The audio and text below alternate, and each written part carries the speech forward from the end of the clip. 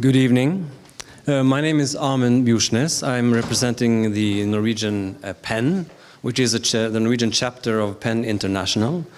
And PEN was founded in 1921, so it's now our 100th anniversary. And this October, we're going to have many events in Oslo and probably elsewhere, but I invite you to participate in these events. And also, I think, on behalf of PEN, say that membership is open to everybody, and there's a small yearly fee, but we would like to have more members. Now, this has become customary when you have such a nice weather outside. It's to commend the audience extra for finding time to sit quietly in these chairs in a closed room when you could be outside in the sun enjoying your life. But there's another reason for thinking about the weather. It reminds me that we are approaching the season when it's a year since the Taliban takeover. It's summer and it's approaching August. So it's soon to be 1 year after the Taliban takeover. Now, the Taliban Islamic Emirate of Afghanistan has created a completely new situation, we could say. And then we need new ideas to deal with this situation, which is why we invited today's distinguished panel. I will very shortly give the floor to Professor Elisabeth Eide, who herself has been actively working on behalf of Afghanistan for I don't know how many decades, Elisabeth, 3 decades, even 4 maybe, I don't know. Yeah. So, but before I do, as a small introduction, I feel obliged to take a very brief moment to insist on a point relevant to PEN. I'm sure Elisabeth also would agree with this, that PEN International, yes, it's an organization for journalists, for freedom of speech, but also for poets. And in fact, the origin of the acronym PEN is poets, essayists, and novelists. So it's a literary organization too. So this is why I will end my introduction here with a small poem, which is a bad habit of mine. I hope you will allow it. So one is often asked, as a general question, why bother to care about other people, other countries?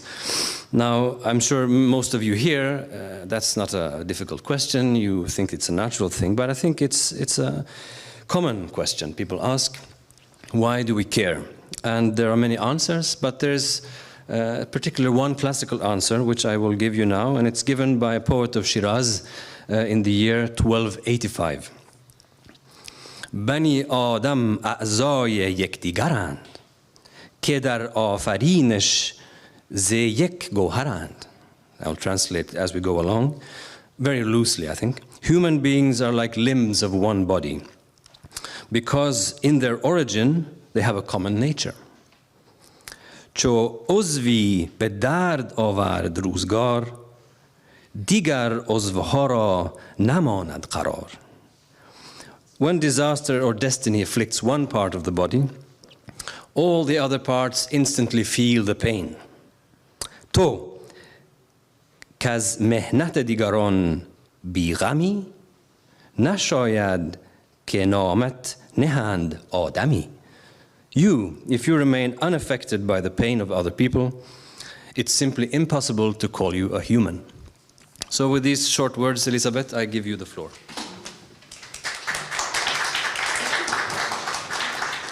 Thank you so much, Amund, and I think his modesty sort of prohibits him from stating that he is one of the most knowledgeable persons I know when it comes to languages, and particularly languages spoken in the Middle East and beyond. And beyond here means Afghanistan and Iran, for example, and Tajikistan, for that matter. Yeah. Really pleasure to see so many of you, in spite of, as have been said, the nice weather.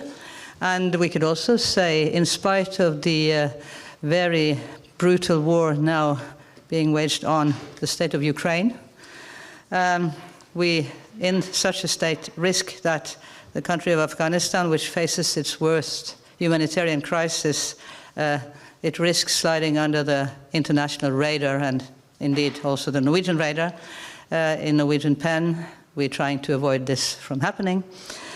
The humanitarian situation is an important part of this. We also register the recent tensions with the neighbor Pakistan, and we see also the increasing strictness of the current power holders, the Taliban. They go by different names according to how much sympathy or not sympathy they harvest, you can say. We have a wonderful panel tonight, which is first Jamila Afghani, and I will present her a bit later as we start talking with her. I hope she will be on the screen again very soon. We have also Ole Andreas Lindemann, ambassador, and we have not least Sharif Hassanyar, who is, if we try to use Norwegian references, the equal to the former TV2 boss in Afghanistan, CEO. And I've had the pleasure of meeting him in his office, which was no small place, to put it that way. We are going also to take as one of the starting points the Surya Muria events, which harvested some controversy, we know, some debate, and also, with some people, some hope. And we are not only going to discuss that, we're going to focus on women's rights, human rights, and not least the rights of journalists, the press freedom, or the lack of press freedom, which is currently a more suiting characteristic. So without further ado, I would just like to mention that last in the program, we're going to bring in another woman activist, Zora Bahman, who's sitting here on the front row. It came to our attention as late as yesterday that she was in Oslo, and I know she did a lecture this morning at the Polytechnic Institute. So we're pleased to have her with us, and at some stage we'll bring her also up to the panel. And last but not least, we have with us also Hasina Shirzad here, who will present a magnificent photo exhibition whose idea was actually born in the Afghanistan embassy in Norway, and we are very pleased also to have among our guests here two persons actually from the Afghanistan embassy, His Excellency the Ambassador himself, Yusuf Gafurzai, and also we have Mr. Zahir with us here, more in the background, but we're very pleased to have you both with us, really. So now I think it's the time to start the panel. So I would like to have Jamila Afghani up on the screen, and there you are. But please, could you also join up here? Or would you rather sit there and look at? Yeah, no, you come on. So that is fine. And Hassanyar also, please. But I will start with, we're going to do it like this. I have a few questions prepared for each of the panelists here, and after that we'll have a more open discussion in the panel, and I hope also to open up for some questions from the floor. I hope that is acceptable to you, and also with Zora Bahman then joining in. But first to you, Jamila Afghani. I'm sorry you couldn't be with us today. I hope there will be a later occasion for us to meet. Jamila Afghani is a board member of Women's International League for Peace and Freedom, which has a local branch also in Norway, IKFF, Internasjonale Kvinneliga for Fred og Frihet. She took part in the Doha negotiations and was one of the women leaders who met the Taliban delegation at Surya Muria. She is the founder and executive director of Noor Educational and Capacity Development Organization. And she has several international awards to her name and is a leading person today when it comes to continuous fight for women's rights in Afghanistan. You agree with that, right? Fine. Thank you. So my first question goes like this. During the Surya Muria talks, you were quoted in Aftenposten, our leading newspaper, as saying this: I see there is a big difference between Taliban in Doha and Taliban here in Oslo. Their attitudes are different here. They are more open and listening to our questions. So I am more hopeful than I was in Doha, but my hope depends on them keeping their promises, unquote. How is your hope now? Well, thank you very much for having me today, and I'm extremely sorry for not being physically there among you, but I'm here with you all. Thank you for organizing this event on Afghanistan. Coming to your question, of course, if I repeat the same sentences, I think it won't be wrong. The meeting we had with the Taliban here in Oslo, We noticed that Mr. Mutaqi and his team was very open, very welcoming, and they kept promising on many occasions about reopening of girls' schools and so many other issues. But that time I also had a fear whether they are keeping their promise or not. That was my concern. Always in Afghanistan, we have this issue that words are different from the actions we see. And even the day when I heard that schools were not reopened, I was struggling to find somehow a connection with Mutaqi to ask him, it was you that you was keep getting promises, not only in Oslo, but also in Anatolia, but also in Geneva, and you keep giving us hope that the schools will be reopened. But today, what is your reaction to this action? If I was instead of Mr. Mutaqi on that day, I would have resigned.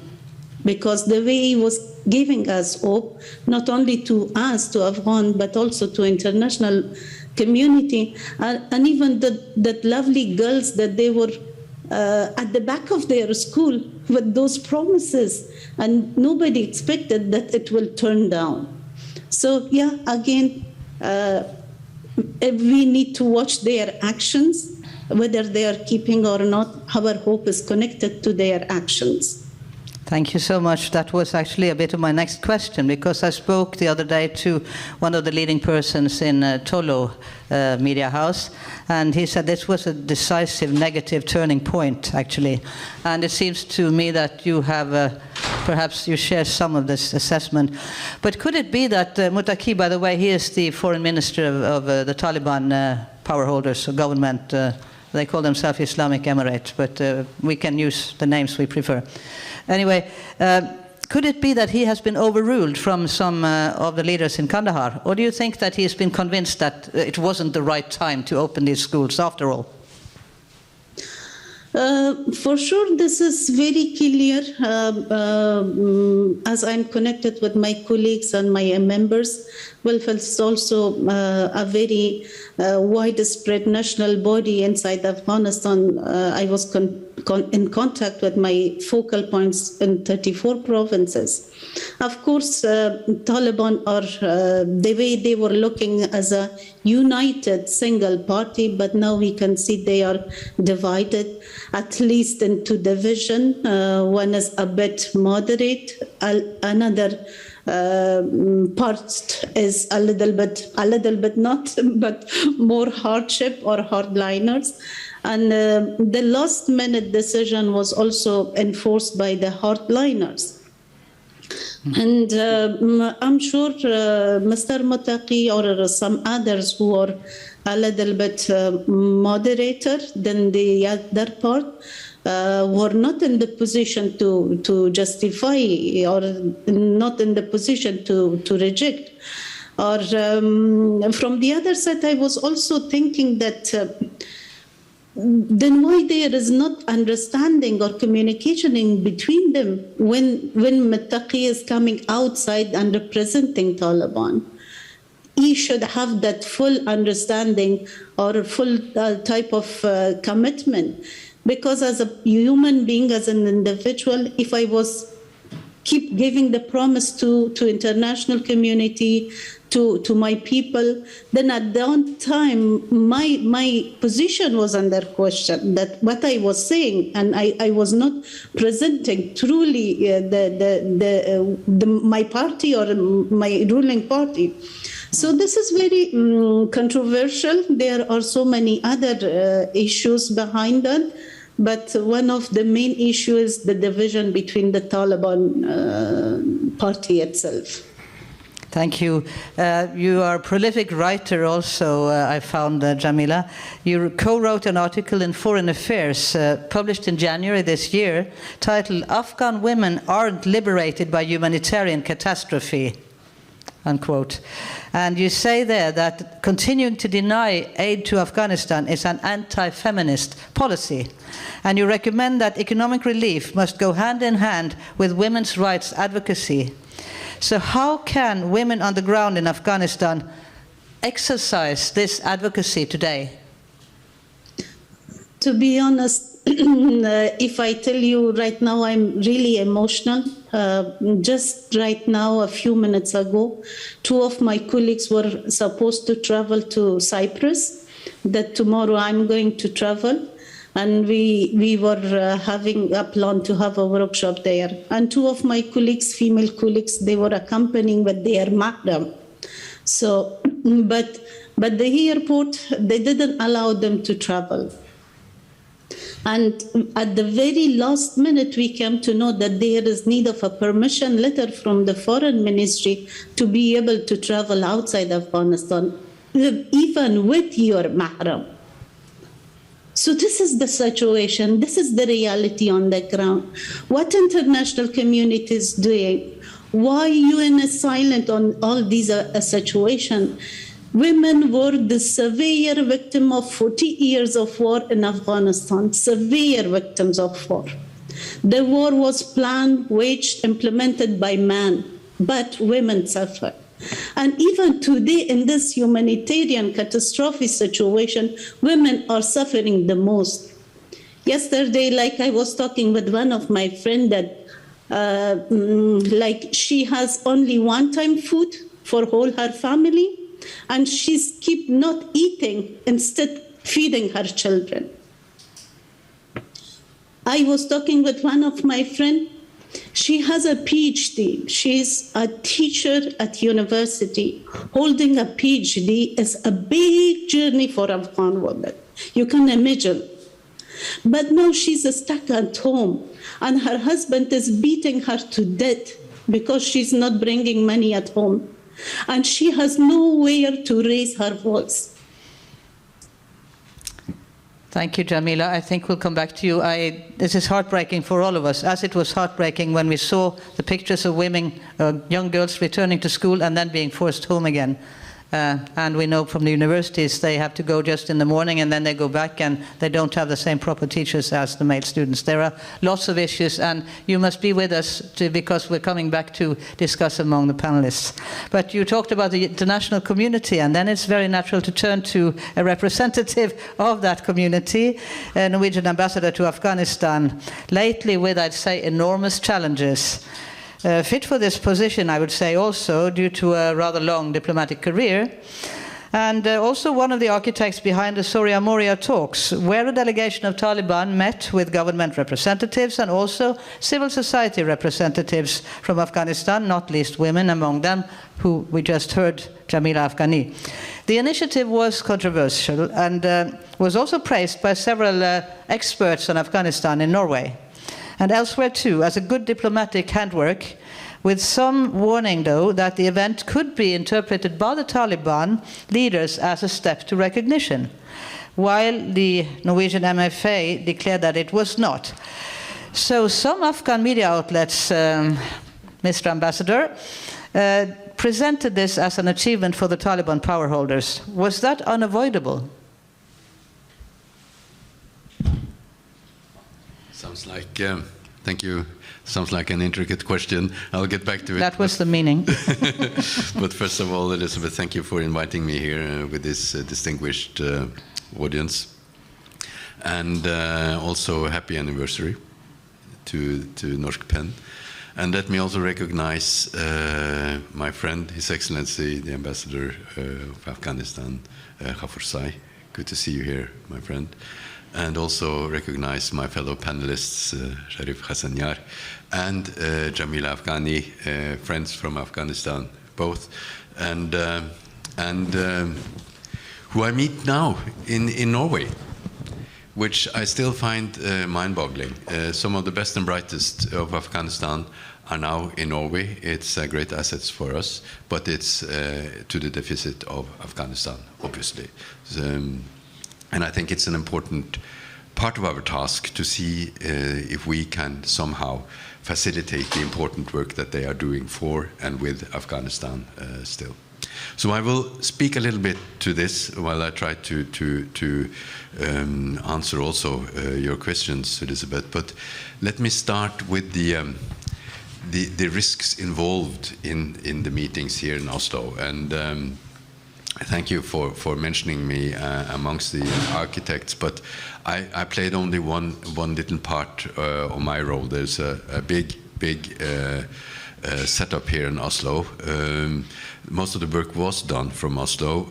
We, however, the embassy I led, we are partly in Doha and partly in Islamabad since the evacuation in August. In Doha,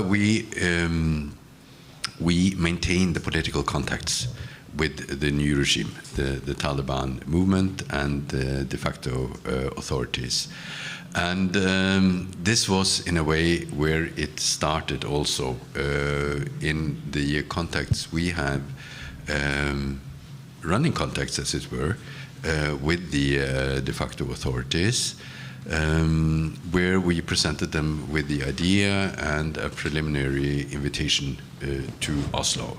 And I'd like to start there with a little bit of history, because it also tells us something about how we try to deal with the risks involved. Risks of many kind, and I will also comment on them a little bit. We first of all made sure that Mutaki and his people understood that this was not a sort of a bilateral Norwegian initiative. As such, we were not doing this alone as Norway. This was in the format and framework of the Europe-US Special Representatives for Afghanistan work. They had decided to call a meeting between themselves here in Oslo. And the idea in the group was that they wanted to build on something more, find a way to speak and engage with and open up a dialogue, if possible, with the Taliban. In order to make it feasible for us to invite the Taliban here, we needed something more. And we needed to address the disconnect between the authorities in Kabul and civil society, the Afghan people, as it were. The reality was that different civil society groups had, as groups or individually, banged on Taliban's doors in Kabul for months, but they would not speak to them. So that was also an issue here. Could we use this meeting to facilitate, open up somehow a dialogue where it counts the most between the Afghans? We also therefore communicated to Mutaki that a sine qua non for the Oslo event was that we would invite civil society representatives, Afghans as such, not necessarily representing organizations, but important political figureheads or cultural figures or important people in the Afghan dialogue, and that they would speak to them. They agreed to that. Yeah, you have to hurry up a little bit, otherwise there's no time for any other questions. Yeah, please. They agreed to that. And that was also the start of what we hope will be a dialogue between the authorities and the civil society, because the importance here is inclusivity. We are trying to deal with the question of inclusivity. How can the Taliban start talking to people, to ethnic and religious minorities, not only representatively, but also include? And here the question of women is so vital. So yes, it was debated then whether Oslo came too early. It is still debated whether Oslo came too early, because unfortunately we see that on the political track record that we are following, there is regression or negative decisions seen from our perspective all over the front. There's a long series from the increased pressure from the security and intelligence services, the GDI in particular, since January, almost coincidental with the timing of the Oslo conference and what has happened since, and to the negative decision on girls' access to secondary school that you mentioned. So the question is still, do we not, should we not engage, or are we engaging in the wrong way? And let me also ask, and I think that's something which is extremely important here, are we engaging with the right people? Because it is a fact that we can talk to people from the government, and we do so when we visit. But there are people beyond and above, and they sit in Kandahar, for instance, religious and leadership councils, with whom we are not in touch, and they are not exposed to our views. And this is a huge challenge for us, the Western donors, but also, I believe, for leaders in the region. So I'll wind it up there, and I'll come back to you later on. Thank you. That's great, because what you said about banging doors sort of brought something to my mind, because I'm studying now, together with a team, the development of Afghan media since Taliban takeover, on a broad base actually. And what is a recurrent theme there, and I think Mr. Hassanyar will shortly address that, is the lack of access to information. I mean, the journalists and people in Kabul, they keep on banging doors. So could it be that Taliban have one behavior abroad and another behavior inside the country? You could perhaps address that question if you like. I think that I'll venture one thought on this. I think that we a little too readily look for a grand plan or a strategy where I see a decision-making system which actually does not work very well. Lack of capacity, lack of institutional capacity, but also difficulties in exposure to views, and also I think that if we look at the decision on not accepting girls to secondary school, we will learn a lot about the decision-making system and all its false lines. So this is something we study, but we should not condition all our thinking of Afghanistan in relations with Taliban on that issue itself, because the problem is much broader. The challenge is much bigger, I think. Yes, and when you talked about other figures, that interested me too, because we've seen ulamas, both in some of the Afghan provinces and also an Afghan ulama in Peshawar, actually opposing the decision of not letting the girls go back to secondary school. So these are figures also, and perhaps the ones you wouldn't expect so lightly. But you're aware of that, I'm sure.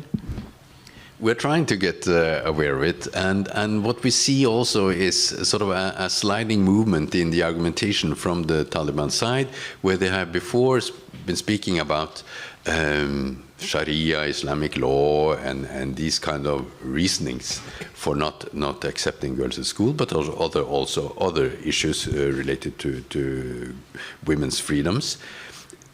When they hear from the region and other Muslims that this is not actually in contradiction with Sharia and Islamic law, then they turn to more sort of cultural, customary, traditional-based argumentation, which we also see is not really holding water, because the Pashto community itself is not a unified body. There are many different views there, and there are other ethnicities. So there are many different views on this, and that is why I think it also is important that we, and this is a difficulty when we are outside, Elizabeth, that we need to address the communities and work not only top-down but also bottom-up. There are important shuras that regulate much of day-to-day life in the communities. We need to get to them.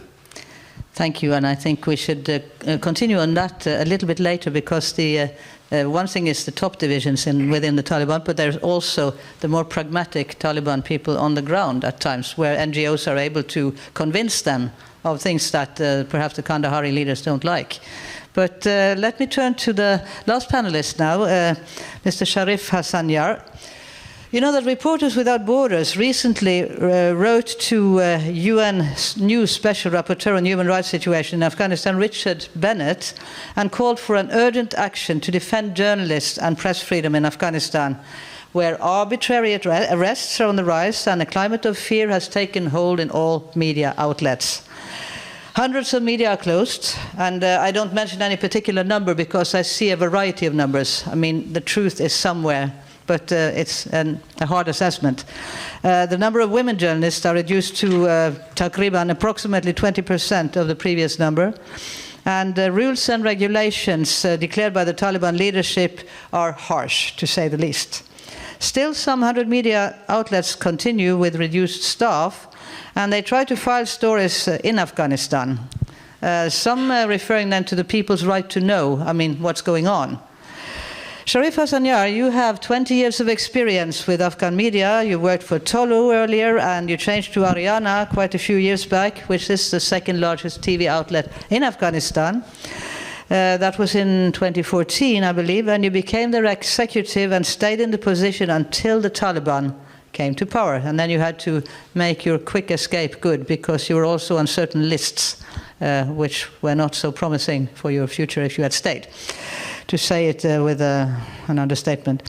My first question would be, I was in Afghanistan a couple of times during the last Taliban leadership reign, 1996 to 2001. And the media situation was very simple to describe: one radio Sharia and one stenciled newspaper. Can you say a little bit about the differences between then and now? You're old enough to remember a little bit, perhaps, of the previous period, although you must have been a kid. Yeah, thank you very much. First of all, good evening, everyone, and thanks for the PEN Norwegian that invited me here, and congratulations on the anniversary. And I'm very happy to see Mr. Ambassador after a long time, like 1 year, and seeing you physically after 2.5 years, something like that. About, if you compare the situation of media in Afghanistan right now with 20 years back, I think in terms of content, there is no difference. But in terms of statistics, yes. Before, during the first round of Taliban, they ruling the country, there were two media outlets, which was governmental media outlet. One was Radio Sharia, another was a newspaper. And we can say on that time that Afghanistan was without sound and picture. When we say Afghanistan without sound and picture, it means that there were no TV on that time. It means when we say Afghanistan was without sound, it means that the world would not listen the voice of the people of Afghanistan through their own channel or Afghani channel. But now it's a little bit different. We have, I have statistics, but it's not 100% true. Before the collapse of Kabul, before 15th of August, we had 543 media outlets active in Afghanistan. But after the collapse, most of the media outlets shut down and closed. I can say 40% of the Afghan media closed. There are many reasons about the close of this media. Financial issues is the reason. Political pressure is the reason. Bringing censorship from the Taliban is the reason. And I can say that 231 media outlets were closed and shut down in Afghanistan in past 8 months. And in terms of comparing the now with the past, I think Taliban are a little bit changed, not in terms of positive. Taliban learned how to use media outlet than before, which there were one media outlet in Afghanistan 20 years back today. I remember 2 months before the collapse of Kabul, me along with 11 other media outlets leader, we went to Qatar, Doha, and we met with the Taliban leadership there. And we asked them, look, we are not coming here to dealing with you guys, because we are journalists and we are media outlets. Just we come here to know some issues. We have a very clear question that how you see the freedom of expression and freedom of media in Afghanistan. Then they said, oh yeah, freedom of media is good, and you guys are criticizing, blah, blah, blah. Then we raised the second question, that how you guys are seeing us. They said, look, you are a dreadful people, we are afraid of you. The Taliban said to us, we are afraid of you. And then he bring an example that said that a man was crossing in a area, then there was a judge, and the judge pen was fell down. And then the man told him, can you please pick up your hammer? Then the judge told, this is not hammer, this is pen. He said, if it is pen, if it is hammer, it destroy my house. That means that the Taliban were thinking on the media of Afghanistan, that the media is destroying Afghanistan. And we come back to them and told that we are not, for example, in Afghanistan to destroy Afghanistan. We are in Afghanistan to be the voice of the people of Afghanistan. Honestly, during the Republic, a person who was losing their hopes from the third sector of the Afghan government, which is very famous, essential in Afghanistan. Then they came to the media, and they are criticizing in the media. But last but not least, the Taliban right now looking on the media of Afghanistan as their asset. They are using the Afghan media as their propaganda machine. Right now, when I'm talking with you, I'm contacted with my previous colleagues in my office, and also some other media outlets and reporters in Afghanistan. They don't have rights to say the right things in Afghan media. For example, the media outlets in the provinces, whenever they are running a news story, it's very clear that everyone should know here. In the provinces, the Taliban responsible person for the Ministry of Information and Culture, they called all the media and told, if you guys are reporting anything from our provinces, before you are sending to your office, send it to us. We will double check it, we will cross check it, and then you should send it to your office. It means the Taliban are using the Afghan media as their propaganda tools and machine. Whenever some journalists, some TV anchors were doing something wrong as a Taliban favor, as Taliban thinking that's wrong, that's not in the favor of the Taliban, there is a special unit in the Indies of Afghanistan. This unit is called 34. Before that unit was responsible for the media's problem, especially in terms of security. But now that unit is changing. That unit is targeting the media outlets in Afghanistan. And there is an exact person who is monitoring, who has a team, who is ordering, who is arresting, who is beating, and who is torturing the Afghan journalists in Afghanistan. Yes, and I know that you were not always happy with the situation before Taliban took over either, because there were reports also then of beating up of journalists and also short-term arrests. But you have experienced also the loss of lives. I mean, targeted killings, but those were not done by the government mainly, but we think mostly by Taliban or even also by ISIS, Khorasan province. But how you think you can tackle the situation now? I see some varieties among the media. I mean, some report still on protest by women, for example. They do it in a careful way, of course, but you're quite right. I mean, we see a lot of pre-censorship. I mean, every media leader we speak to, including you, but also others, they say the same thing about sort of commissars, you could call them, who sort of clamp down on the editorial rooms and tell the people what to do, and why did you invite this person to the talk show, etc., etc.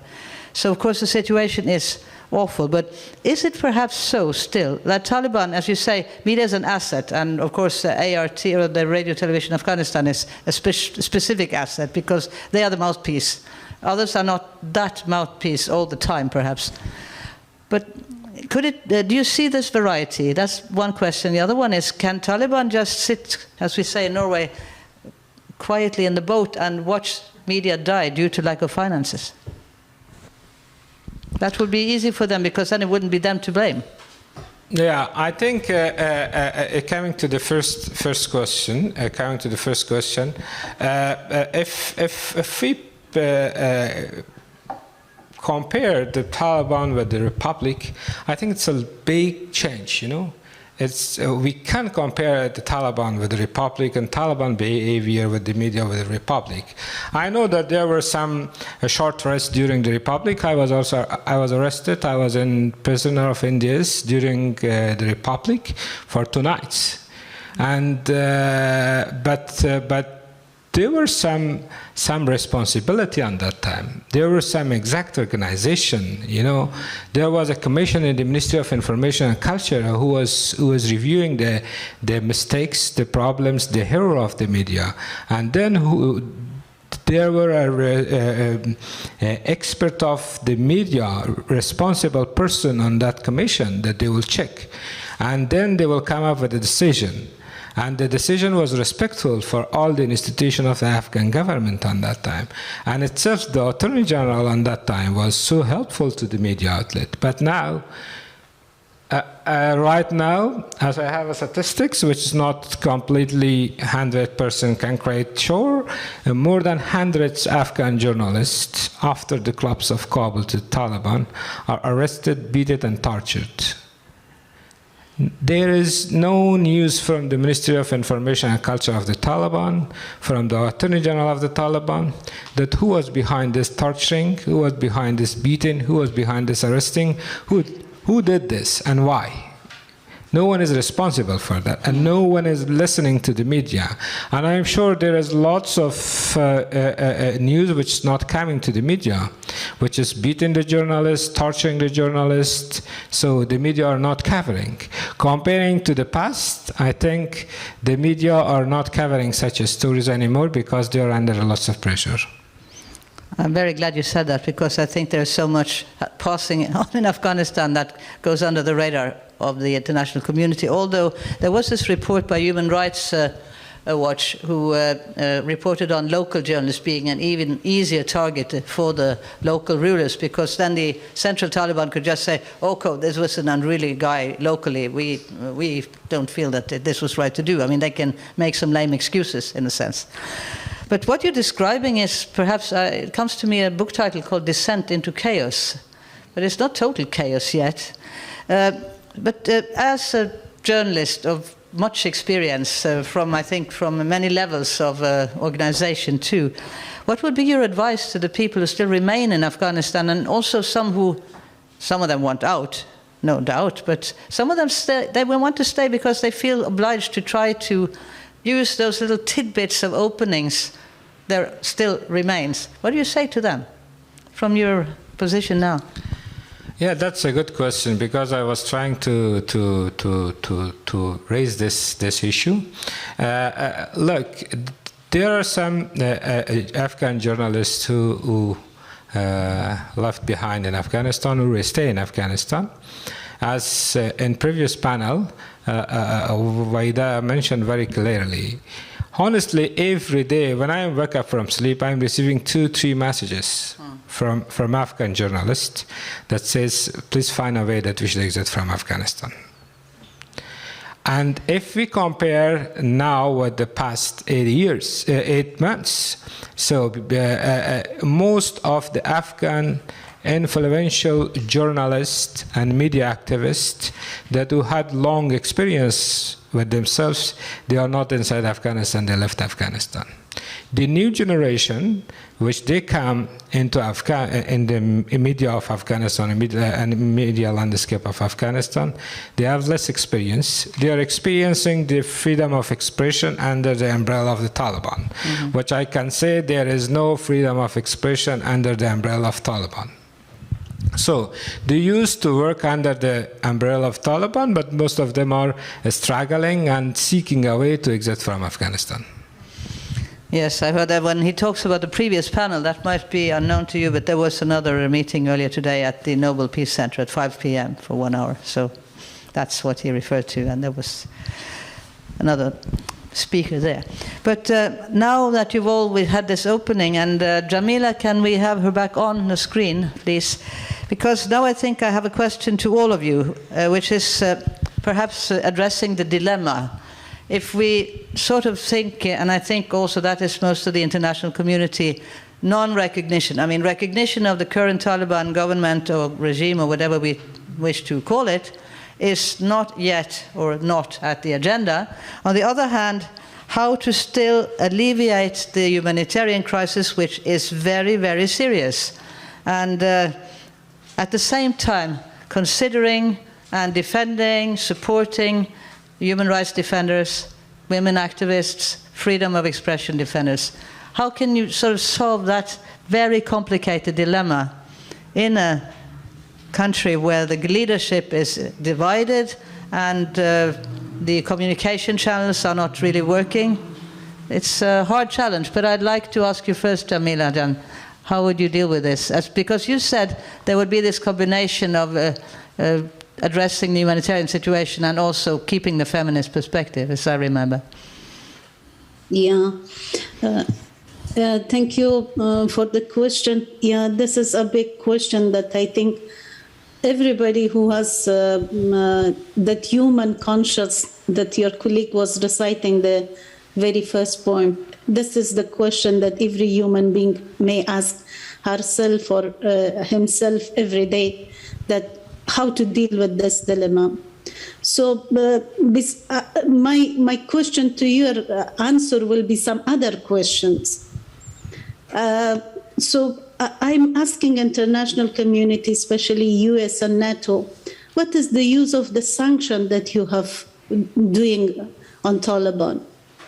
What is the use of this sanction? The sanction is not hurting Taliban. Taliban are becoming powerful day by day. It's my people, it's my country who's suffering. It's my own sisters and children, they are deprived of a single time of food in their daily life. I'm asking international community, what is the leverage that you are using to deal with Taliban? I'm asking USA, it was not you who signed the agreement with Taliban. It was not US who ignored the government, people of Afghanistan, and sat with Taliban and start the peace negotiation. It was not USA and international community that we were shouting, for God's sake, first of all, complete the process of peace building or peace process, then go for election. They start an election, a fake election, a totally corruption. At the end of the day, what? And today, my people are suffering. Domestic violence, everyday violence, criminal violence because of poverty, it's getting higher and higher. International community is happy that there is less security challenges. But let me tell you, this is not a positive peace. It's a negative peace. It's true that fighting is going down, but at the same time, people do not have peace of mind even for a single minute. People are starving. What is the use of this sanction? What is the use of this diplomatic relationship or discussion that they are doing? The Taliban, that you signed the agreement with them, now you have to keep them responsible. Thank you so much, Jamila. And I think I do not feel that we can make Ambassador Lindemann responsible for the US policy or the whole of NATO, but still you represent our government, and then of course the sanctions are broad-based, but I think I've also seen critical voices from the Norwegian government to the US decision of President Biden when it came to dividing the Afghan assets into two equal halves. One of them should go then to the 9/11 victims instead of to Afghanistan. But yeah, how to deal with this humanitarian situation, and also how to oppose Biden's decision, for example. And that's one thing too, because that means depriving the Afghan state or Afghanistan, Afghan people of half their well, humanitarian aid assets somehow. Yes, now we are getting into the whole complexity of that was the intention. Problems that we are dealing with. We have tried to deal with for several months now. Just to deal with the issue of recognition first, which is on the political side of the issues. Recognition will not be tabled, will not be discussed before the Taliban have won the internal legitimacy that needs to be put in place. This is a question of including the Afghan people. And before there is some kind of internal legitimacy, external legitimacy, what recognition is about, will simply not happen. Now, this in itself does not stand in the way of the enormous humanitarian effort that has been going on for well, almost since the power takeover, and we realized, together with the Taliban, what the enormous challenges were humanitarianly, but also with an economic collapse overnight. Due to, in many ways, the sanctions regime and the asset freeze. That is true. So an enormous, on the humanitarian and development track, an enormous amount of work has been done.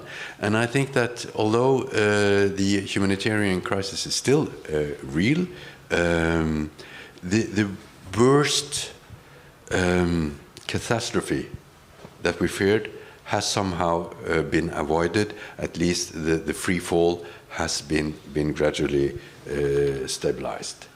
This is important for the work we do now. The humanitarian imperative, let me underline this, is an imperative. That means that this comes beyond political considerations. This is simply what we do.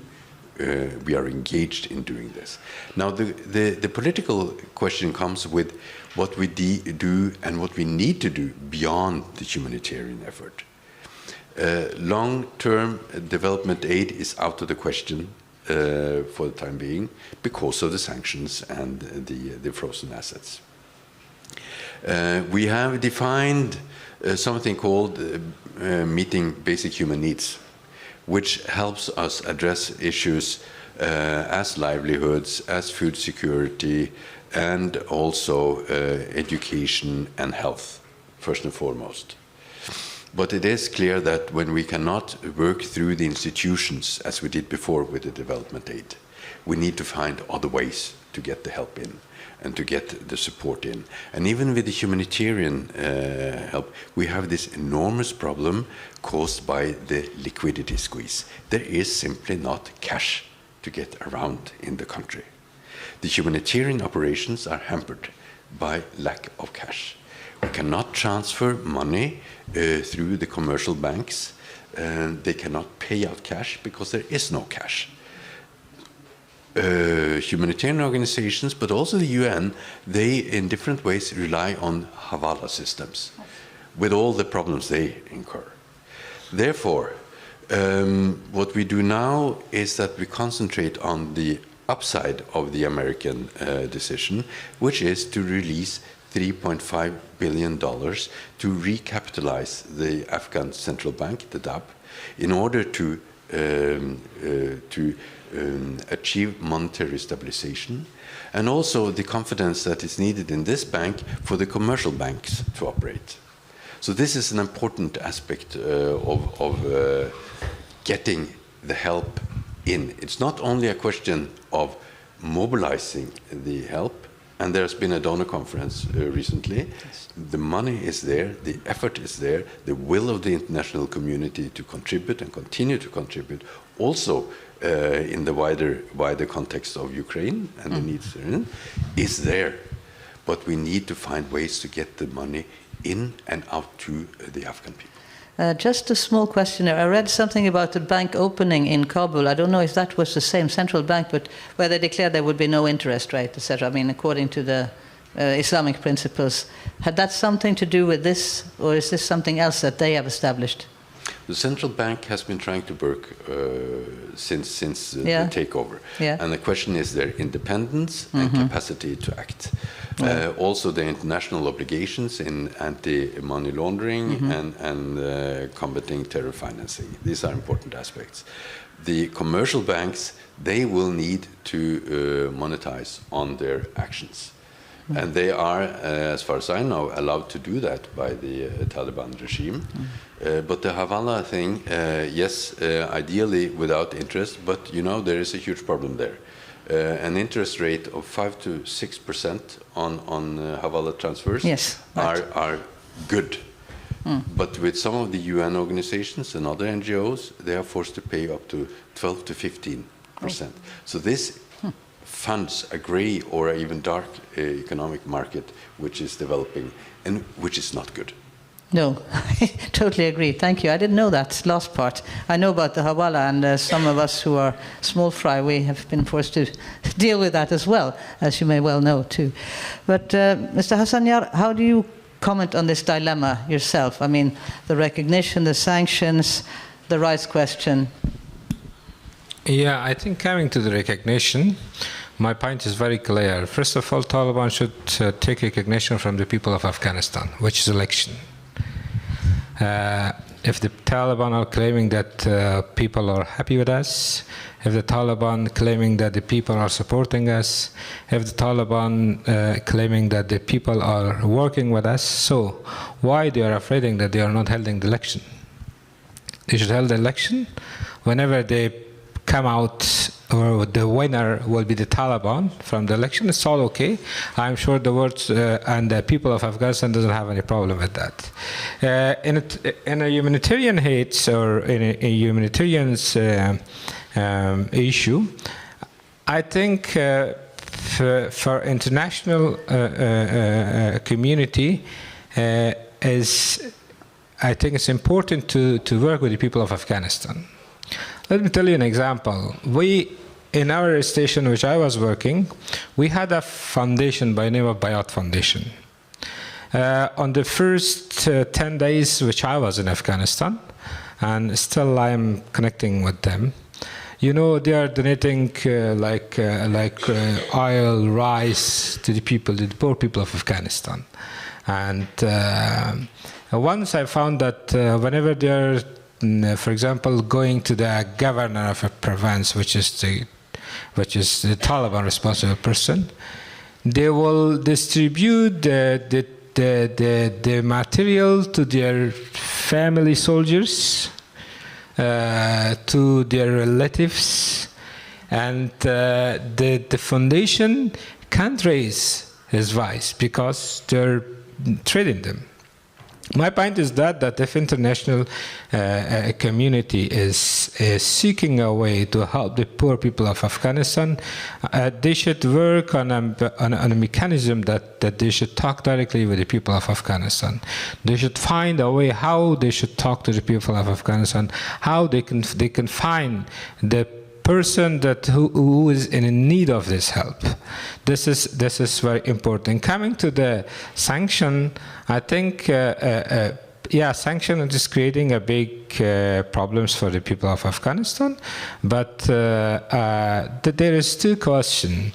Question number one is that where the cash money is coming, where are spending those money that they are coming through cash to Afghanistan. $100,000 come to Afghanistan past 8 months. Where Taliban spend these monies? Question number two, Taliban are claiming that there is no fraud. We are completely transparent. Where is the money that they are earning from the customs? Where are these monies? Do they also, excuse me to interrupt you, do they also have families in Dubai, as some of the previous power holders used to have? That is costly, we all know. I think I have a lot of information that right now, let me tell you honestly and very clearly here that Akani network is now planning to start business on humanitarian hates, and One of a person that was close to me, who's in Kabul, who called me and said, hey, look, I'm going to establish an NGO. I said, look, there are lots of NGOs inside Afghanistan with the past 10, 15, 20 years. What are you going to do with your new NGOs? He said, look, I have a good connection with the Afghani networks. So they told me that if you build these NGOs, we will definitely support you. But we need our part as well. So my point is that international community should find a way to work closely with the people of Afghanistan. Ears on the ground, in other words. I would like to fill this empty chair up here with the person, which is kind of an improvisation since we knew about her presence very late, but this is for you, Zora Bahman, who is the country director for Afghanistan's Search for Common Ground chapter. She's also a PhD candidate at the University of Sussex, peace activist, feminist, and just came from Afghanistan and says she will return in a few days, which is not what we can say about every other Afghan around here, and for very good reasons too. So you have also been working with the Ministry of Foreign Affairs in Afghanistan in the Republic, with women, peace and security, and you've done research on the justice sector and the gender experiences there.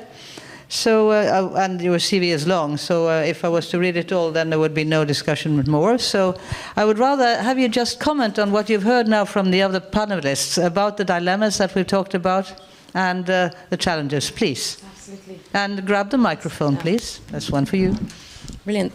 Thank you so much for having me at the short notice. As I was sitting there and listening, I was remembering what I was doing last week. And last week we had, or over the last few weeks in Kabul. I think the hours we spend outside discussing Afghanistan are very interesting and very true.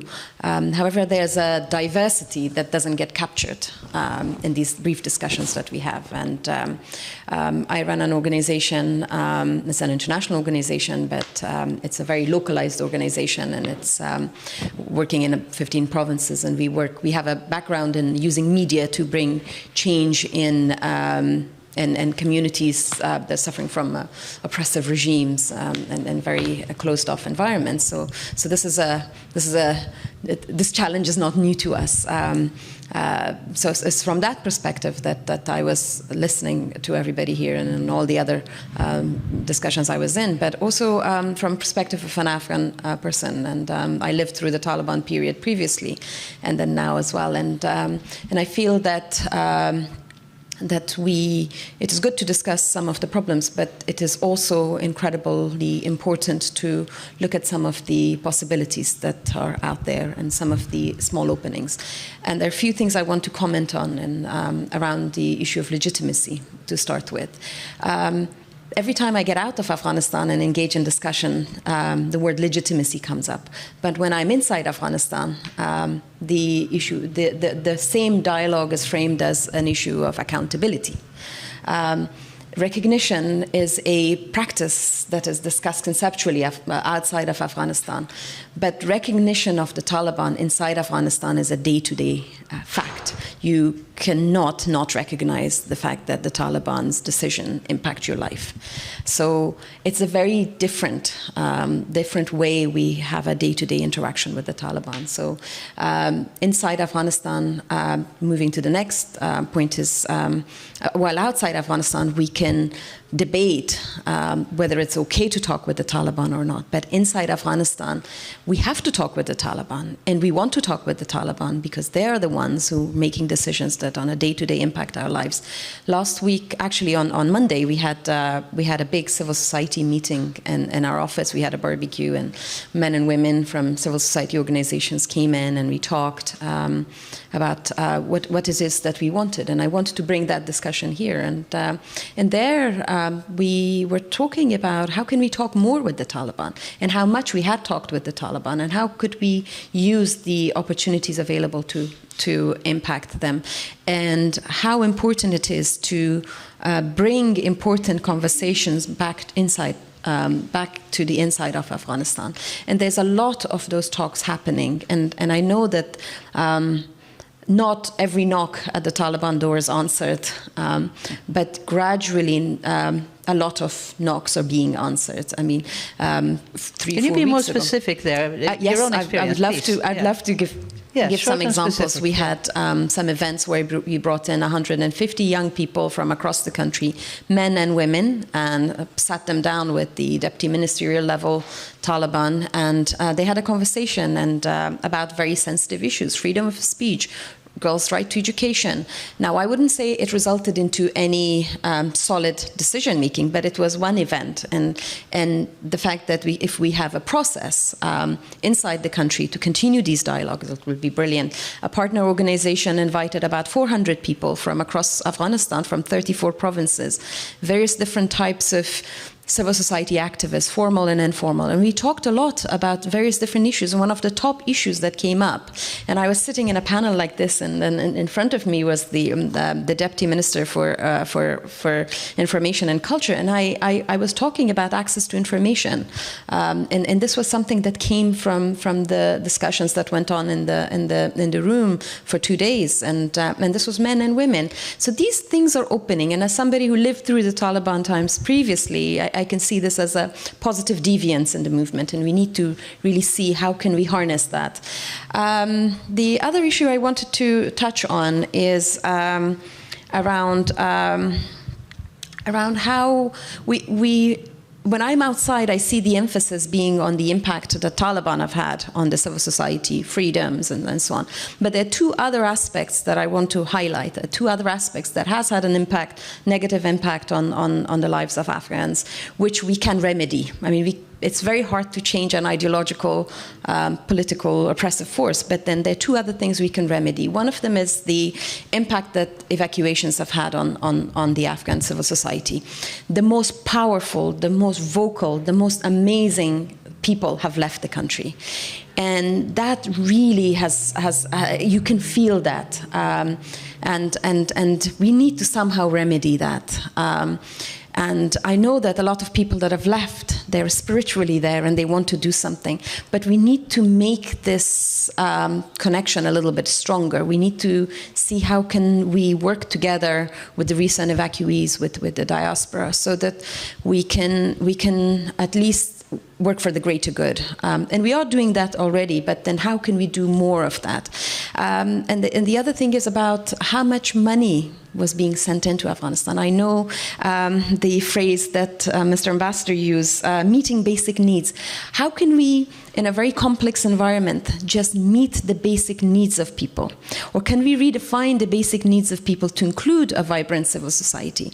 Because otherwise all we're having is just a survival. So the humanitarian basic needs is shelter, food, and all that. But a society's need goes beyond that. It means funding efforts around good governance, around inclusion, civil society, and women. And for those of us that work inside Afghanistan, we can see that those work is still possible. And this is where the international community can have a positive impact. You were the first one, interestingly, tonight to mention specifically the young people. And I am amazed at that, because usually in discussions of Afghanistan, the hope is with the young people and that there's such a young generation with a lot of education compared to previous generations. So do you see there, I mean, among the youth who are more sort of tech-savvy than at least my generation, and perhaps also yours. And do you see them trying again to exercise their civil freedoms, for example, via, as I heard from Afghan PEN, some YouTube activists and in other social media outlets or in other ways? Do you see that? But because you seem to be more hopeful Absolutely. Than the rest of the panel, somehow. Yeah, and I come from the inside, so I don't know. I do see a lot of that. One of the specialisms that Search has is, as I said, use of media. And we are sort of dabbling into the social media and as a peace-building space. We see a lot of that. There's a lot of citizen journalism. There's a lot of ways in which people are raising their voices. Are they not clamped down upon? There is some clampdown. Like today, the Taliban announced a ban on TikTok, which is the new social media app that Afghans use. I follow a lot of Afghan activists there, and then there's a lot of information there around how to evacuate or what is happening in certain parts of the country, and a lot of sort of things like that. But so I sent a message. We have about 60 plus youth activists from around the country, very tech savvy, and a lot of them are journalists and activists and researchers. And I said, so what do you guys think about this? And then all of a sudden, probably about 10, 12 of them just said VPN. So they already know what to do, and there's a lot of sort of ways to go around things. And I think we shouldn't underestimate the amount of knowledge and the amount of great work and courageous work that these people are doing. And we need to see how can we harness that energy. And evacuations are brilliant and a personal choice, but we need to see that those that have stayed, what can we do so that they can decide to take the amount of risk they want to take, and they can use whatever channels is available to them to inform us. Thank you. Hour is getting late, but we are supposed to go on till 8:30, and I would now like to open for some questions from the floor. And especially I would like to invite, first of all, Your Excellency, the Ambassador of Afghanistan to Norway. Please, Joseph Ghafurzai, if you want to take the microphone here and address the panel, you're welcome to, of course, go first, please.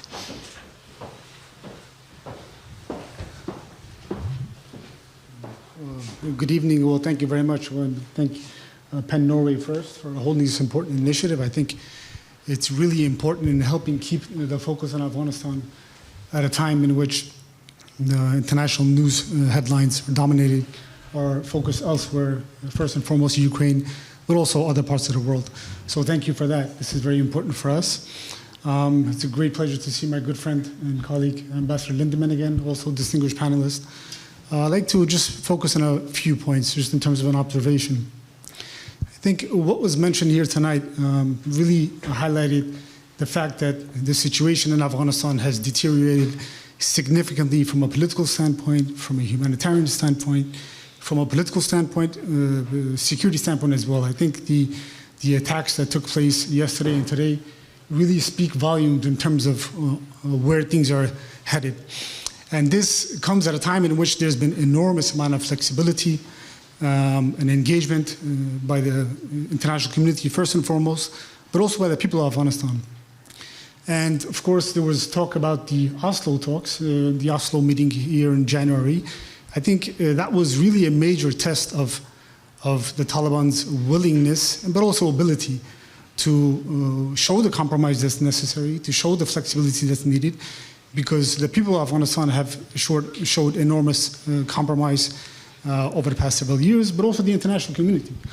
I think when we talk about compromise and flexibility by the international community, it's not just over the past 2.5 years. It also dates back to 2011, in which the UN Security Council decided to delist more than 20 Taliban figures from the Sanctions Committee in order to build confidence for negotiations. So the question comes, what now from here on? If the Taliban are not able, are not willing to show the compromise that's needed for a comprehensive agreement, what should happen next? I think it's important for the international community to readjust in terms of posturing and approach with regard to engagement with the Taliban. That, I think, will be very important. Ambassador Lindemann mentioned something about who we are talking to. Those individuals that we are talking to so far, those contacts have not led to results. But my assumption, my guess would be that even contacts with the senior leadership of Kandahar, those discussions may be even more difficult. The Taliban represent 40,000 of Afghanistan's population, but the Afghan population amounts to 40 million. We have a dedicated group of young activists, former government officials, expats, diaspora outside Afghanistan, who are still very much committed to re-engage and do what they can for the future of Afghanistan. So I think now it's really important for a discussion to be had in the international community. What changes are needed from here on? And I think in terms of dialogue and context, I think it's also important to start an outreach with political forces, democratic political forces, whether inside Afghanistan but also outside Afghanistan, because we still, until we reach an agreement, the conflict in Afghanistan remains unresolved, and I think that dialogue will also be very important. I also feel that if there is going to be a change in the Taliban's positioning, first and foremost, it's going to come by the messages that are conveyed by the international community. So we hope for these discussions to lead the results that we all expect. And I also want to mention that absent a comprehensive political agreement, I think the assessments are clear that the situation will continue to deteriorate in all regards, especially the security standpoint. So we stand committed. We're here to continue our discussions, and I also want to thank Norway for its historic contributions in Afghanistan, past and present, and we look forward to getting to where we all need to get to. Thank you very much.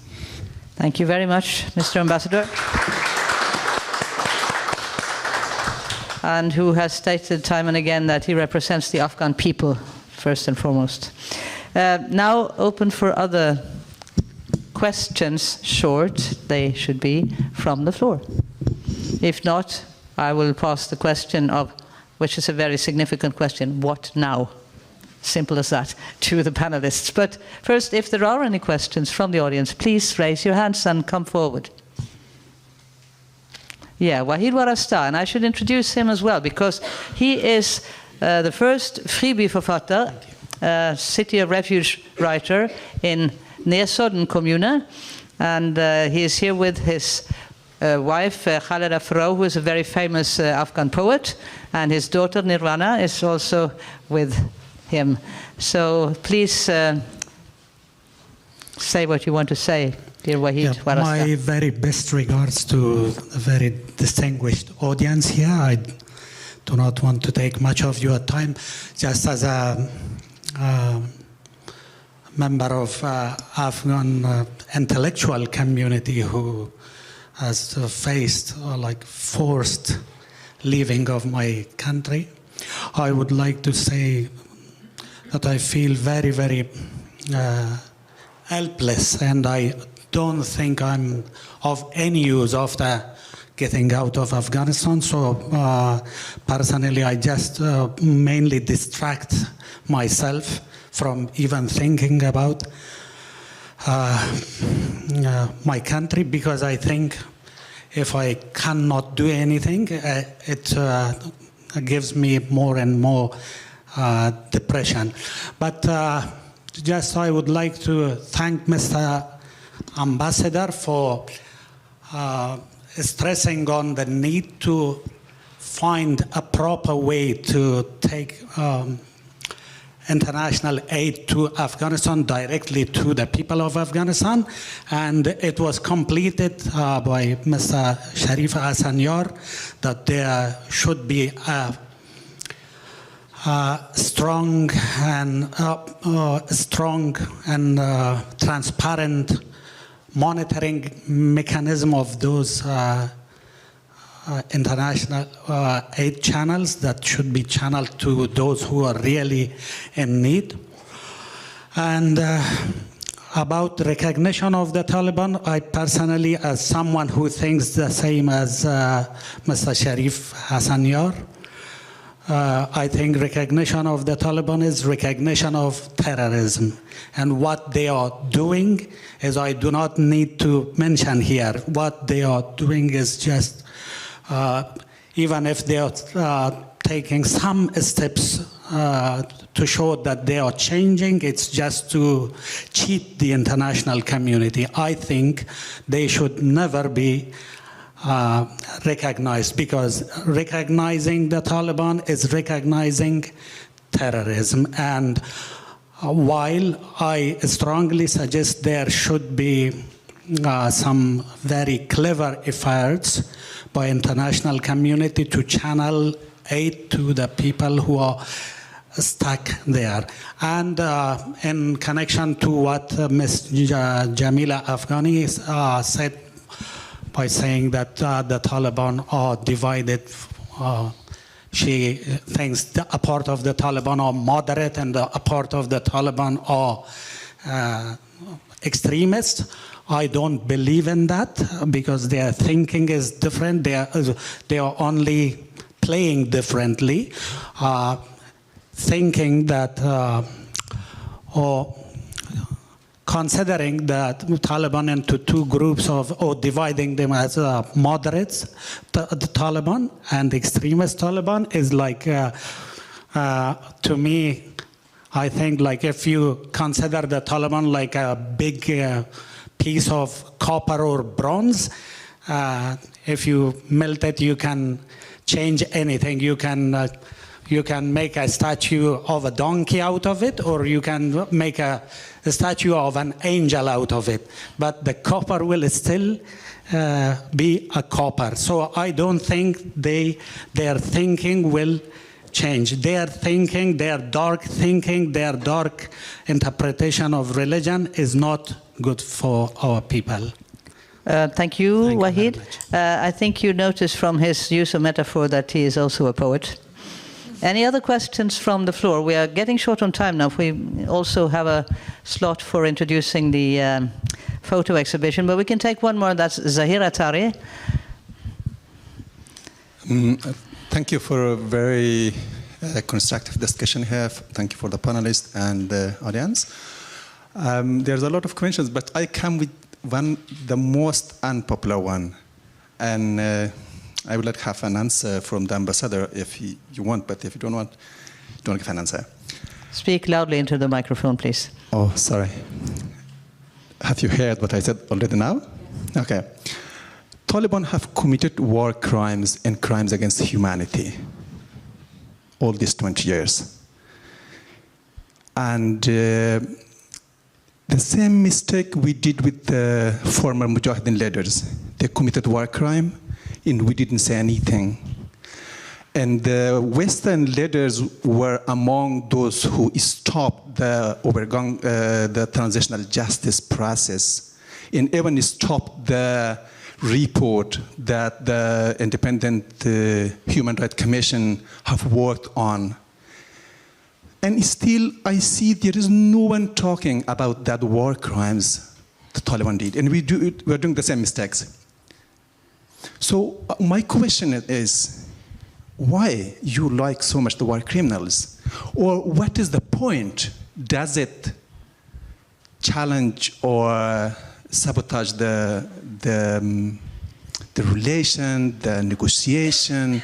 Why we are so much ignoring the war victims, the voices of them, their pain, their costs? And this is a question. While now, for example, in Ukraine, we are talking already about war crimes Putin is committing.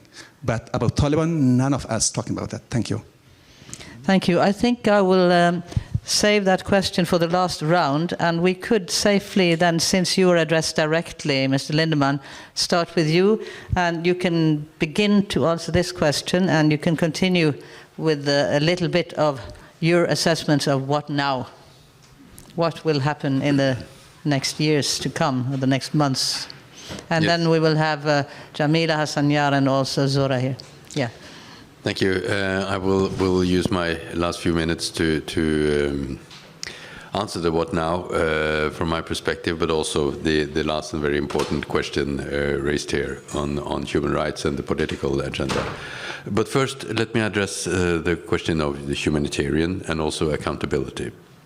Because the inherent problem with the humanitarian effort is that unless we find ways also to deal with the development challenges of Afghanistan, we will continue a cycle of humanitarian effort that will never end. We will continue to help the same people with the same problems without really building an Afghanistan that can be self-reliant. This is a huge problem. And we are trying, and the Norwegian government is among those in the front who are saying that we need to look beyond the humanitarian, we need to look beyond basic human needs into other efforts. For instance, a private sector-led recovery scheme. This is extremely important. Now, that leads me to the other problem, that of accountability also. Let me divulge that when I was in January in Kabul, we spoke to people from the finance ministry, and they said, can you believe it, Ole? But we have worked so hard to convince the government that we actually need a state budget. And that, at that point, they were ready to then make public the state budget for the first quarter. And now for the second quarter is coming out also. And this gives us, with the added transparency, an opportunity to look into the budget. And if you look at it, it makes interesting but quite sad reading, because you will find that beyond 30, approximately 40% of the budget means are on security for the Ministry of the Interior, Ministry of Defense, and also the GTI has an unproportional high part of the budget. This should start the alarm bells ringing. We know this from other aid-dependent countries also. It's often the same. When we then look at the aid sectors that we are the most concerned with, education and health, we see that education for the whole sector, including higher education, at the most has around 8%. And health, with enormous challenges, not least for the women of Afghanistan, somewhere at best beyond 1%. Now, the question is then, if we are going to deal with the development aid challenges, we cannot make it too easy for the government either. Say that you can spend whatever you want on security and we will take what is really important. That is the humanitarian and development. Then to the human rights and the political. It's very important that someone, and we, the Western donors, we will continue to speak to the Taliban about important human rights issues, the degrading situation, and also on other important political issues. But there is a limit. We need to recognize our own limits. This conversation is best dealt with by the Afghans themselves. An inter-Afghan dialogue. And we can support those Afghans who will speak to the Taliban, to the government, and organize themselves through this important effort. And we are doing so. We are willing to continue to do so. On human rights and the violations, there is the sorry fact is that the international or the independent human rights commission is not operative. It's outside of Afghanistan, but there are efforts to try to reorganize and to make sure that this work can be recontinued somehow. And an important aspect of the violations done, war crimes or whatever we would call it, is a question of documentation. There is a huge amount of documentation being done by the AIHRC previously. It has to be safeguarded, it has to be brought out of the country, it has to be taken to a sky and then presented in a way that can be actually used. But this is also something that is worked on. So there, it's not forgotten, and we are not without some power to deal with these issues. Thank you. Thank you. I pass the word to Jamila now, please. What now, from your perspective? What can we do in the near future? What can be done in Afghanistan, as Ambassador Lindemann also addressed? And try to be short, because we're running out of time. Yeah, I think first and the foremost important is people of Afghanistan. Whatever we are doing, we must keep people of Afghanistan in our consideration. Although focus of many are going around Taliban, which are a very small number of people, but a large majority, 40 million of people of Afghanistan, those should be in our focus of engagement at any level or at any policy or at any strategy we are building upon that. Thank you. I didn't mean that short, but if you insist. Anyway, I know you're heading for a conference in Cyprus, and I wish you success, although you will miss some of your friends from Afghanistan there. I'm very sorry about that. But please stay with us till the end, because we want to thank you all. Hassanyar, shortly, what now with what is remaining of journalism in Afghanistan? Do you feel they have a chance to at least inform people, or is it totally black? Yeah, in terms of public awareness, or we can say some soft news and soft programs, which is in the favor of Taliban, yes, they can aware the people and they can do the awareness. But in terms of reality, what's going on inside Afghanistan, I'm sure that it's impossible for the Afghan media to show the reality, what's going on. For instance, like today's sex explosion happened inside Afghanistan. How do you know? Yeah, I have human resource inside Afghanistan. Yeah. Citizen journalist, could you call them Citizen journalist, yeah. Fine. Human resource inside Afghanistan. At the same time, more than something like 80%, unfortunately, lost their life in today's attacks inside Afghanistan. But the Taliban are having said that 5 people were killed. It means that's a lie, you know. But the media outlets in Afghanistan is not allowed to go to the area and see what's reality in the area. And coming to the point of the division of the Taliban, that I was planning to talk about that, I have a short comment. Let's not talk about the division of the Taliban. Let's talk on a person who is the decision maker. Who is the decision maker? That's important. Is the decision maker has changed? I can say no. Recently, Taliban cabinet member had a meeting in Kandahar with Mullah Haibatullah. You know what happened in the meeting? A person was sitting on the front chair, and he had a veil, and he was not showing his face to his cabinet member.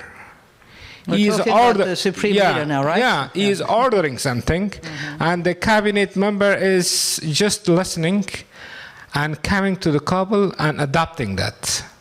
It doesn't mean that today we should sit with a deputy minister or with a minister who doesn't have power, who doesn't have influence, that shows that everything has changed, Taliban has changed. It doesn't mean that. The issue is that who is making the decision? Who is the decision maker? The decision maker is the one person who is against women's rights, human rights, freedom of expression, rule of law, and finally lifestyle and humanity. Thanks. Thanks a lot. Zora, please, a short comment at the end, perhaps also to address what he said about who you can address and who you cannot really address without avail. I think just two comments on that. One is that I think the fragmentation in decision making is I see it as an opportunity rather than a hindrance. I'm glad that the Taliban do not make a unified decision and implement it uniformly. I left Afghanistan on a Tuesday. I was allowed to travel outside without a mahram, but you can see that Ms. Afghani's colleagues weren't allowed. Now, this is an unfortunate event, but the fact that I could leave means that there's some ways to find that there's some sort of flexibility, that there's something we could push, and we need to work on those sort of gaps. And I think the same thing around women's girls' education. You know, Balkh and Jawzjan and all these provinces, girls' education is allowed, whereas the other parts of the country isn't allowed. So these fragmentations provide opportunities as well that people are taking up and people are recognizing. And this is the message that we're getting from the civil society when we sit and talk to them. So that's really important. I think the final thought that I'd like to leave you with is that yes, there is. I am optimist until last breath. So you can blame me for that. But there's a lot of optimism inside Afghanistan, but very cautious as well. And it comes with an understanding that the window is closing.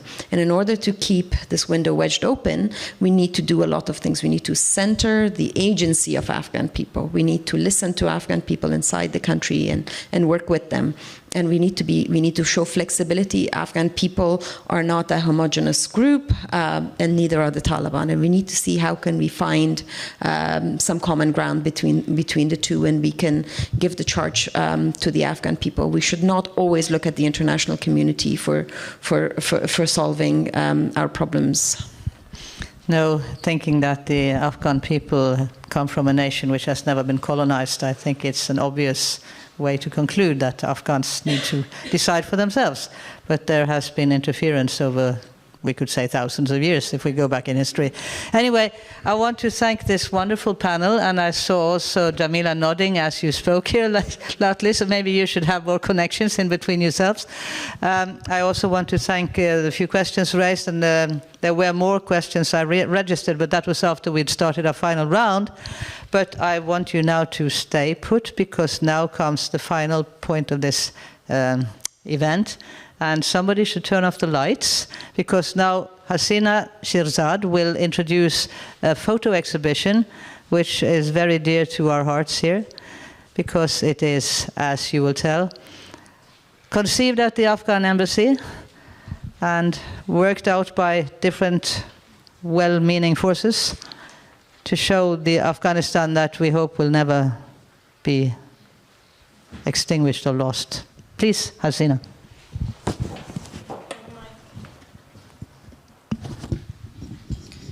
Thank you, Elizabeth. Excellencies, ladies and gentlemen, it's a great pleasure to introduce this part of tonight's event, which features an exhibition which was initially launched in August of last year, just weeks after the Taliban's forced takeover of Afghanistan. The exhibition was launched under circumstances which was not foreseen for Afghanistan and its people, but the theme of exhibition is still applied to the new situation, despite the developments that took place. The exhibition was an idea close to my heart and on my mind for years, and it became a reality with a joint initiative between Embassy of Afghanistan, GMIC, and work done by APE, Afghan Photographer Association, on the ground in Afghanistan. As you will see, the photos are a very powerful reminder of Afghanistan's beautiful nature and the strength of people, including women and girls, who are still the most powerful example of what Afghanistan and its people and their international partners had achieved in the last 2 decades. The pictures also represent the courage, talent, and skills of 27 Afghan photographers, among the many young photographers in Afghanistan who achieved great success in the last 2 decades. The pictures on display will be manifest of their achievements. Needless to say, Afghanistan's journalists, including photographers, are in great danger today. But we are confident that with continued commitment and courage of the Afghan people, which is on display, we will overcome this difficult time.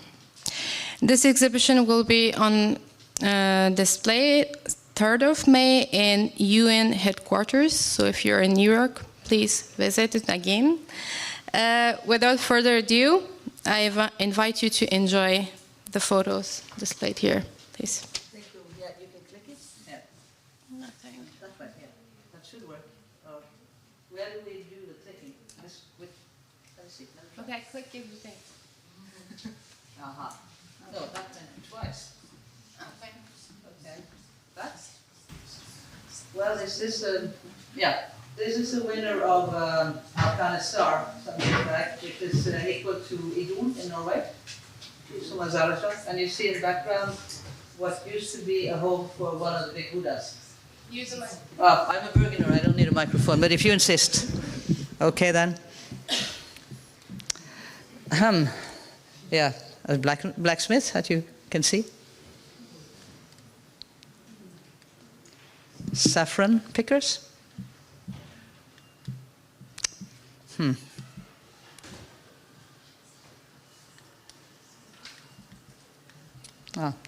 Yeah. To the right you see the third prize winner of the exhibition.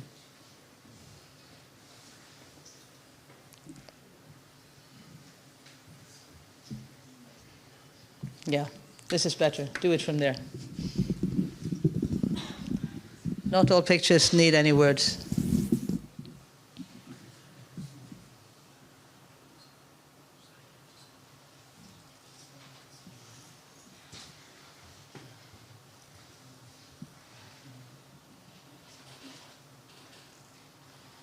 Voting.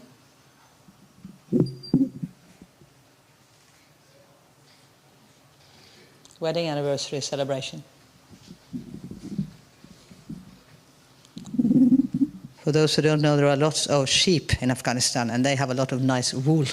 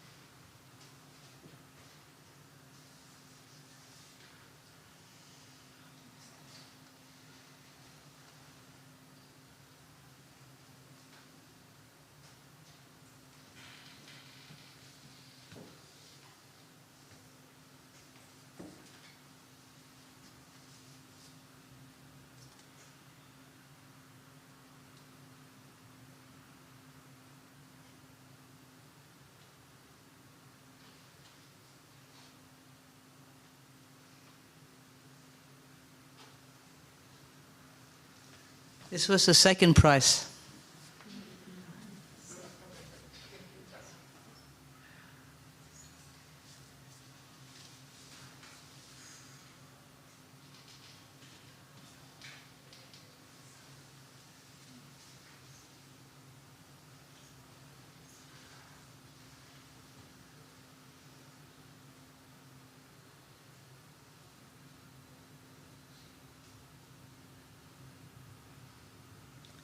This castle has been restored since.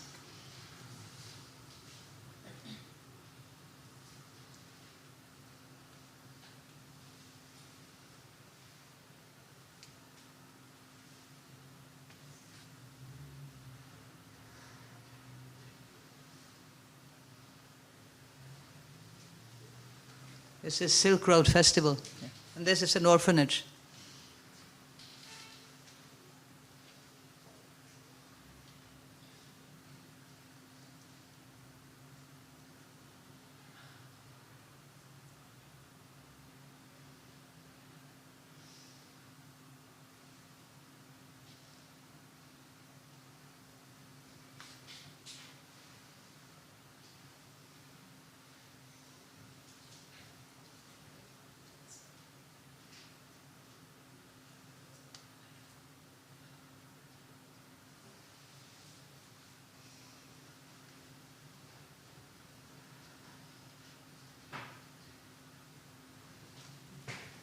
This is the first prize winner, whose photographer was detained for more than 2 weeks by the Taliban. When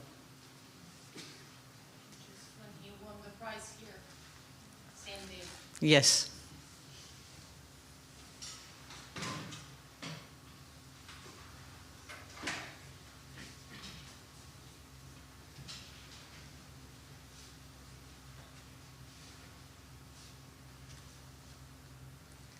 This is the last one, and for some of you who have lived for some time, you may recall the picture on the front page of National Geographic, a young Afghan girl. And Steve McCurry, who photographed her then, he went back 20 years after and found a retired refugee mother. But who knows about this girl 20 years from now? And that is the final picture. I want again to thank everybody for coming. I want to thank the panelists particularly. And I leave this day with some more knowledge about the dilemmas and the situation than before, and I hope that is what everybody has experienced. So if you want to speak more to the speakers, to the ambassadors, and to everybody, you may be around for some minutes still, I think. So thank you.